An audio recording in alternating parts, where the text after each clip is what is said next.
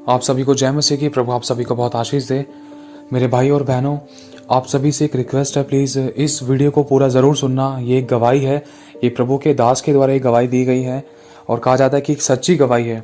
परमेश्वर का आत्मा आज आपसे बात करेगा और इस गवाही के द्वारा आप जान पाओगे कि हमें प्रभु यीशु मसीह की कितनी ज़रूरत है और उसके बगैर हमारा जीवन कैसा है। और पहली बात तो ये है कि यीशु ही जीवन है। अगर यीशु हमारे जीवन में नहीं है तो हमारी ज़िंदगी नहीं है। और परमेश्वर का वचन ये भी कहता है कि परमेश्वर ने मनुष्य के सामने चुनाव रख दिया है और उसने कहा है, देख जीवन और मृत्यु की बातें तेरे सामने रखी है, लेकिन मैं फिर भी कहता हूं कि तू जीवन ही को चुन। और परमेश्वर का वचन ये भी कहता है कि पाप की मजदूरी तो मृत्यु है। मजदूरी का मतलब आप जानते ही होंगे, मजदूरी मतलब कमाना, मतलब परिश्रम करना। अब वो परिश्रम किस प्रकार का है, कैसा नहीं है, मतलब वो परिश्रम गलत है, पाप में है या फिर भले काम में है, पवित्रता के जीवन जीने में है। जैसी मजदूरी करेंगे वैसा ही प्रतिफल मिलेगा, क्योंकि साफ बोल दिया परमेश्वर ने, देख जीवन और मृत्यु की बातें तेरे सामने है और तू जिस मजदूरी को चुनेगा वही तुझे प्रतिफल मिलेगा। पाप की मजदूरी तो मृत्यु है और अनंत जीवन की मजदूरी है आज्ञा पालन। अगर हम आज्ञा पालन करेंगे तो हमें अनंत काल का जीवन मिलेगा, पृथ्वी पर बहुतायत का जीवन, आशीषित जीवन और स्वर्ग में अनंत काल का जीवन। तो इसी के तौर पर परमेश्वर के वचन के द्वारा जो ये गवाही है, क्योंकि इसमें एक ऐसी परिस्थिति आई थी इस गवाही में कि सामने मनुष्य के सामने चुनाव रखा था, लेकिन उस मनुष्य ने एक, कहते हैं ना कि इंसान कभी कभी अपने घमंड में रहता है या कभी कभी जानकर भी अनजान बन जाता है या सच को देखने के बाद भी उसको समझ नहीं पाता है, या दूसरी बात अपने ऐशो आराम में इतना खो जाता है कि परमेश्वर के वचन को इज्जत ही नहीं दे पाता है। लेकिन जब ठोकर पड़ती है इंसान को तो शायद वो फिर दोबारा समझ जाए, लेकिन बहुत से ऐसे थे, मैं फिर से कहता हूँ कि ठोकर खाने के बाद जिनको मौका नहीं मिला। तो ये कुछ ऐसी ही गवाही है, तो प्लीज इसको जरूर सुनना। गवाही है, कहा जाता है कि नाइजीरिया के किसी व्यक्ति की गवाही है। एक परिवार था, उस परिवार में एक बहन थी, मतलब एक माँ थी, वो प्रार्थना वाली लेडी थी, प्रार्थना किया करती थी, चर्च जाया करती थी, प्रभु के नाम पर विश्वास करती थी और सत्य ने, परमेश्वर की आत्मा ने उस बहन को आज़ाद कर रखा था और प्रभु में बहुत लीन रहती थी और सच्चाई खराई पवित्रताई में चलने की कोशिश करती थी, परमेश्वर की आज्ञा का पालन करने की कोशिश करती थी। बहुत अच्छा जीवन रहा। तो कुछ ऐसा हुआ, उस पूरे परिवार में, उस बहन के पूरे घर में एक बेटी थी। वो बेटी विश्वास नहीं करती थी, बेटी ऐशो आराम में थी, गलत और गंदे काम में थी और दोस्तों के साथ रात रात भर आना, पार्टीज करना और उल्टी सीधी हरकतें करना, अपनी इच्छा को पूरा करना, परमेश्वर की आज्ञा का पालन ना करना, वरन अपनी माँ तक को उल्टा सीधा बोलती थी, सुनाती थी। जब उस बच्चे की माँ कहती थी कि बेटा यीशु मसीह से प्रार्थना कर, वो भला है, वो प्यार करता है, देख तू गलत संगति को छोड़ दे, ऐसे मत कर, वैसे मत कर, मतलब उस लड़की ने अपनी माँ की आज्ञा को भी तुच्छ जाना और यहाँ तक कि परमेश्वर की आज्ञा का भी पालन अच्छे से नहीं कर पाई और मतलब परमेश्वर के वचन को तो एक्सेप्ट ही नहीं किया। मतलब मुंह पे बेइज्जती करने वाली बात थी। मैं किसी पर दोष नहीं लगा रहा, लेकिन एक सत्य बताना चाहता हूँ कि आज के दिन यूथ मतलब जवान लड़का लड़कियों की सोच विचार क्या है कि चलो वो वाली बात अलग है, लेकिन हुआ क्या कि वो लड़की अपने ऊपर बहुत बिलीव करती थी और अपने कामों के ऊपर और अपने यारी दोस्ती में इतना लॉलीन रहती थी कि अपने घर का ना तो कोई पता रहता था, ना तो अपनी माँ की देखरेख होती थी, ना ही किसी के बारे में सोचती थी। अपने इंजॉयमेंट को लेकर खुलेआम जीती थी और कोई रोक टोक नहीं थी उसकी लाइफ में, कोई रोकने टोकने वाला नहीं था। अगर कोई रोकता टोकता तो उसी को सुनाने वाली बात थी। तो यही चीज थी। उसकी माँ ने एक बार अपनी बेटी से कहा, बेटा देख तू प्रभु के नाम पर विश्वास कर, इन सब गलत संगतों को छोड़ दे, तुझे कुछ नहीं मिलने वाला, ये तो कुछ पल की खुशी है। मतलब बहुत कुछ समझाने की कोशिश करी, बहुत आज्ञा पालन के बारे में बताई, लेकिन उस लड़की ने मतलब ऐसी ऐसी बातें बोली अपनी माँ को कि अपने यीशु को अपने पास रख, मुझे नहीं करना, तू जाती है तू जा, मेरे से मत बोल, मेरे से मत बात कर, अब मैं नहीं कर रही विश्वास, सो बातें, मतलब इनकार करना है यीशु मसीह का। बहुत सारी ऐसी बातें थी वचन का अनादर को लेकर और माता पिता की आज्ञा का पालन भी नहीं किया। तो ऐसा हुआ कि वो एक टाइम की बात है, वो लड़की रात को घर पर आई, बहुत लेट नाइट आई और मतलब अपने फ्रेंड्स के साथ एंजॉयमेंट करने के बाद वो घर पर आई, लेट आई।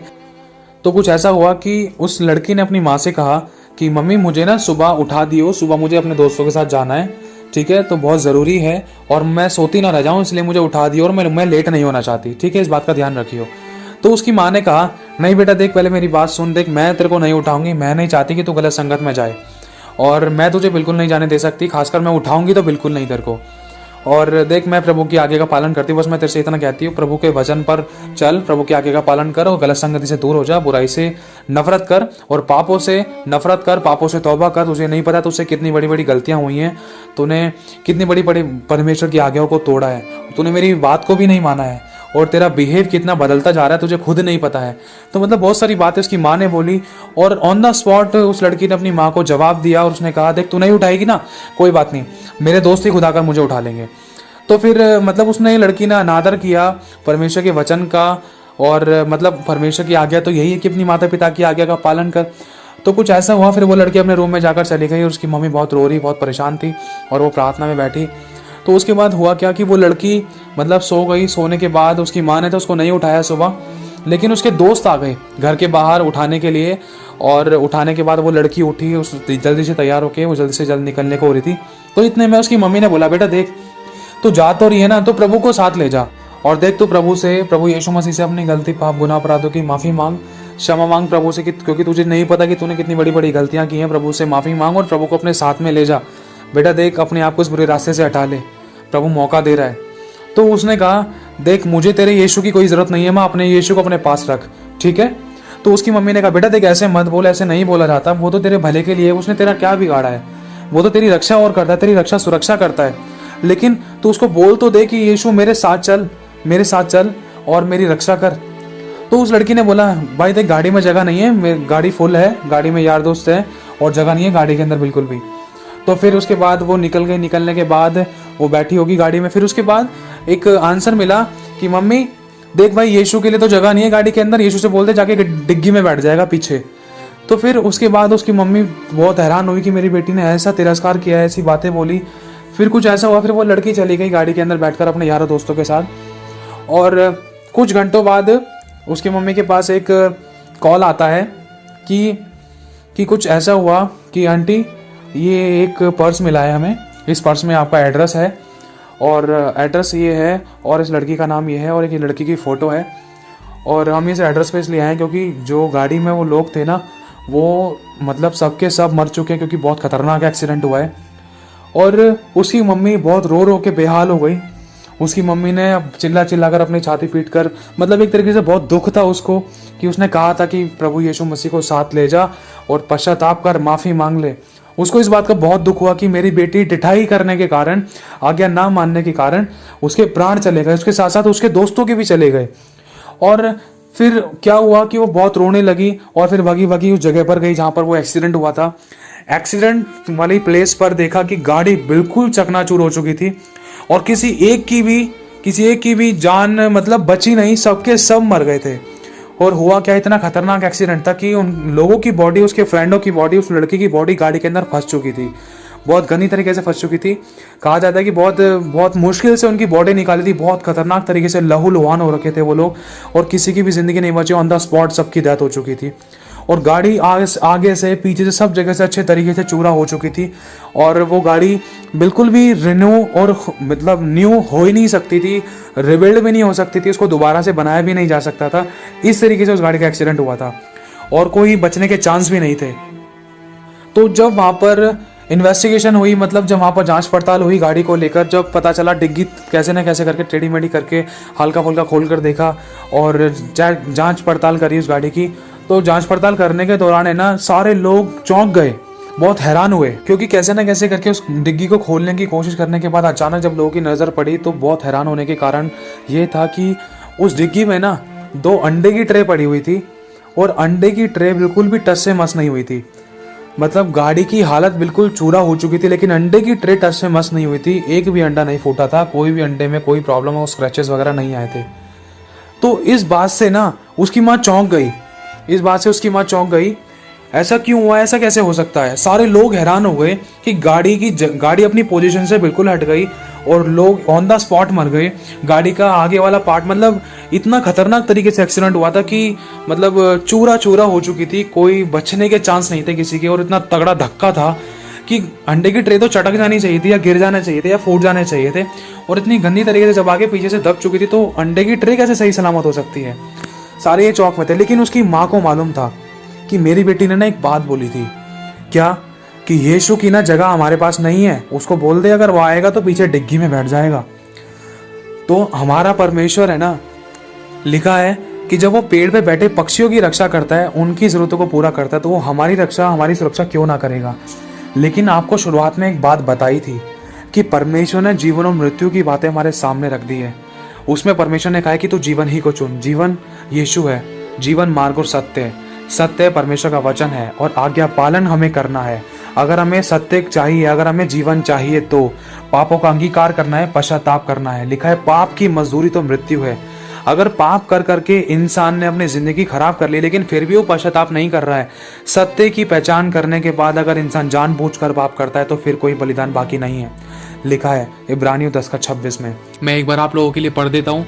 लिखा है क्योंकि सच्चाई की पहचान प्राप्त करने के बाद यदि हम जानबूझकर पाप करते हैं, पाप करते रहे, तो पापों के लिए फिर कोई और बलिदान बाकी नहीं है। हाँ, दंड का एक भयानक बाढ़ का जोना है और आग का ज्वलन बाकी है, जो विरोधियों को भस्म कर देगा। जब मूसा की व्यवस्था का ना मानने वाला 2 या 3 जनों की गवाहियों पर बिना दया के मार डाल दिया जाता था, तो सोच लो कि वह कितने और भी भारी दंड के योग्य ठहरेगा, जिसने परमेश्वर के पुत्र को पांव से रौंदा और वाचा के लहू को, जिसके द्वारा वह पवित्र ठहराया गया था, अपवित्र जाना और अनुग्रह की आत्मा का अपमान किया। मतलब यह है कि परमेश्वर ने हम पर अनुग्रह किया है, जिसके कारण आज हम जीवित हैं। उसकी दया है, उसने हमारे लिए लहू बहाया है और उसकी कुर्बानी हमारे लिए है। लेकिन अगर हम ये सब कुछ जानने के बाद भी अगर हम जानबूझकर पाप कर रहे हैं, तो फिर साफ कह दिया कि कोई और बलिदान बाकी नहीं है, वरन भयानक आग का बाढ़ जोना है और आग का ज्वलन बाकी है, जो विरोधियों को भस्म कर देगा। मतलब यीशु के वचन का विरोध कर दिया। और आगे लिखा है कि और अनुग्रह की आत्मा का अपमान किया। परमेश्वर यीशु मसीह के अनुग्रह से ही आज हम जीवित हैं। अगर यीशु का अनुग्रह नहीं होता, अगर यीशु धरती पर नहीं आता ना, तो परमेश्वर हमें कब का नाश कर चुका होता। वो तो नाश हमें उसी समय करने वाला था परमेश्वर, जब यीशु मसीह को क्रूस पर चढ़ाया गया था। क्योंकि यीशु मसीह के चारों तरफ बहुत सारी पलटने थी। अगर यीशु चाहता तो सबको नाश कर सकता था। यीशु अगर एक बार एक आज्ञा देता स्वर्गदूतों को, तो एक बार में पूरी धरती तहस नहस हो जाती। लेकिन लिखा है कि यीशु मसीह को जिन लोगों ने क्रूस पर चढ़ाया था, उन्हीं लोगों के विषय में, मतलब सभी के लिए, पूरी मानव जाति के लिए यीशु मसीह ने अपने प्राण त्यागने से पहले एक बात कही कि हे पिता, इन्हें क्षमा कर, ये नहीं जानते कि ये क्या कर रहे हैं। इसी अनुग्रह के कारण आज हम जीवित हैं। और अगर हम उसकी अनुग्रह की आत्मा का अपमान करते हैं, तो ये बहुत बड़ी गलती है, अपने लिए गड्ढा खोदने वाली बात है। इसमें साफ कह दिया प्रभु ने कि जो जानबूझकर पाप करता है, उसके लिए कोई और बलिदान बाकी नहीं है। और आगे लिखा है क्योंकि हम उसे जानते हैं, जिसने कहा पलटा लेना मेरा काम है, मैं ही बदला दूंगा। और फिर यह कि प्रभु अपने लोगों का न्याय करेगा। जीवित परमेश्वर के हाथों में पड़ना बड़ी भयानक बात है। तो मेरे भाई और बहनों, बस मैं इतना कहना चाहता हूँ कि आप कहीं पर भी जाएं और आएं, प्रभु यीशु मसीह के वचन को पहला स्थान दें। चाहे आप आराधना करते हैं, चाहे आप प्रार्थना करते हैं, चाहे आप नॉर्मल विश्वासी हैं, प्रभु यीशु का नाम अपनी जुबान पर जरूर लें और उसको इज्जत से पुकारें, अपने जीवन में आने दें, उसका स्वागत करें, उसको बुलाएं। प्रभु मेरे शरीर, प्राण और आत्मा पर कब्जा करें। जिस पाप के कारण मैं दुख में हूं, या जिस पाप के कारण प्रभु मैं तुझसे दूर हो रहा था, तेरी आशीषों से दूर हो रहा था, तेरी उपस्थिति से दूर हो रहा था, या तेरे दानों वरदानों से, तेरे प्रेम से, तेरे अनंतकाल के जीवन से दूर हो रहा था, प्रभु जो तूने मुझे दिया, प्रभु ऐसी बुराइयां मेरे जीवन में से आज खत्म कर दे। प्रभु तू मेरे साथ चल, प्लीज लॉर्ड जीसस, प्लीज आप मेरे साथ चलिए। पवित्र आत्मा जी आप मेरे साथ चलिए, एक रिस्पेक्ट के साथ, एक आदर के साथ। क्योंकि लिखा है यदि हम उसे अपना पिता कहते हैं, तो उसका आदर कहाँ है? हम उसका आदर तो करते ही नहीं है। परमेश्वर ने यह भी बोला अगर तुम मुझे अपना स्वामी कहते हो, तो मेरा सम्मान कहाँ है? प्रभु ने साफ कह दिया कि देख, जहां जहां तू जाएगा, वहां वहां तेरा परमेश्वर तेरे साथ रहेगा। जिस जगह पे तू कदम रख देगा, वो जगह मैं तुझे दे दूंगा। कब?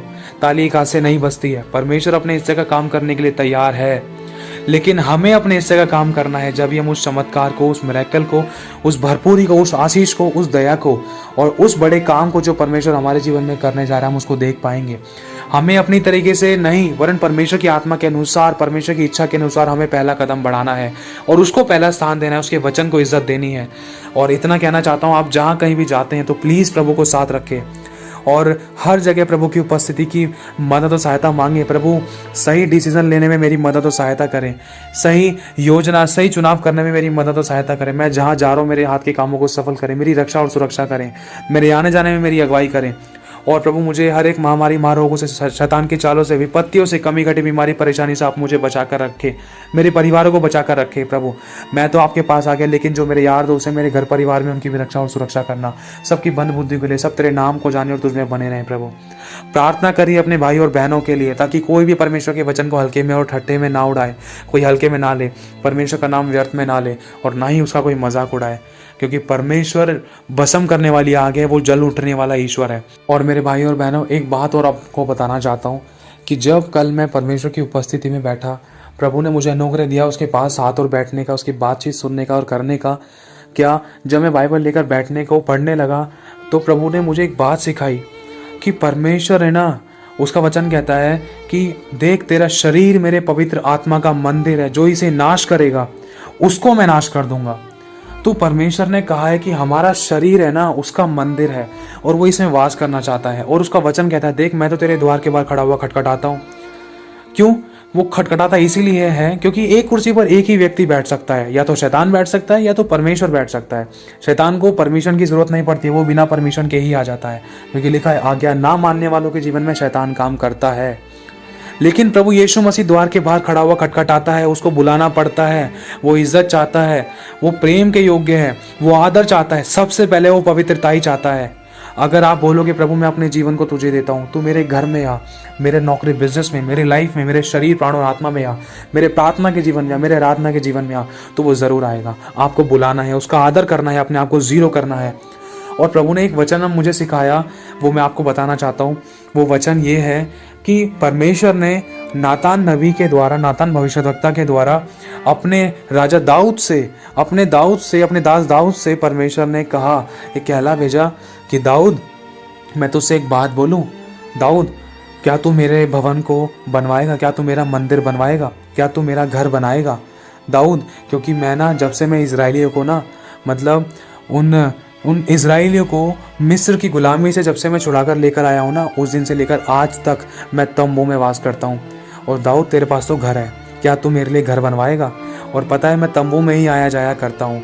लेकिन मैंने ये सारी बातें इजराइलियों से, उन सबों के विषय में, उन सब चीज़ों से ऐसे कुछ नहीं कहा, और ना ही मैंने कभी किसी से भिड़ाव किया, ना ही मैंने कभी किसी से जलन की कि तुम अपना घर इतना अच्छा बना कर रखते हो और तुमने मेरा घर तंबू में बना रखा है, मेरा पवित्र वाचा के संदूक को तंबू में रख रखा है। परमेश्वर ने किसी से ऐसा नहीं कहा। लिखा है कि परमेश्वर ने किसी से ये नहीं कहा कि तुमने मेरा स्थान तंबू में बना रखा है और तुम दूसरे घरों में रहते हो।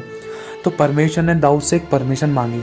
आज परमेश्वर आपसे पूछता है, मेरे भाई और बहनों, वो कहता है कि मेरे बेटे, मेरी बेटी, क्या तू मेरा घर बनाएगा? वो कहता है, उसका घर हमारा शरीर है, इसको हमें पवित्र बनाना होगा, जब ही वो इसके अंदर वास करेगा।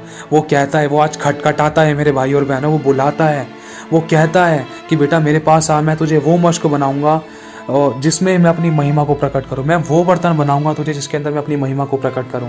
मतलब अगर हम अपने आप को समर्पित करेंगे तो प्रभु हमें स्वयं अपने लहू से धो के पवित्र करेगा, फिर वो इसके अंदर वास करेगा, वो आएगा और आपको वो अपनी अगुवाई के अनुसार चलाएगा, अपनी आत्मा के अनुसार चलाएगा।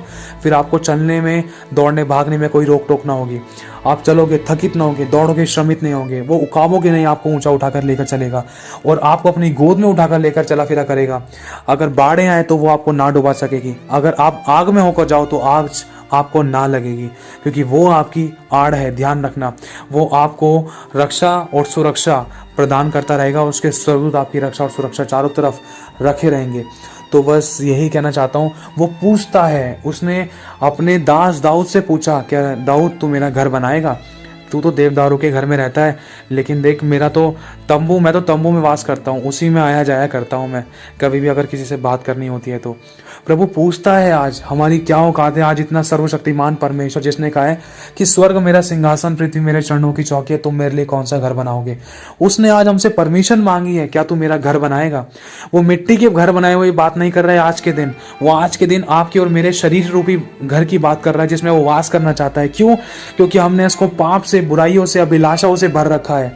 वो इसके अंदर वास करना चाहता है, वो हमें अच्छा जीवन देना चाहता है, वो हमें नरक से बचाना चाहता है, वो हमें अनंत काल का जीवन देना चाहता है।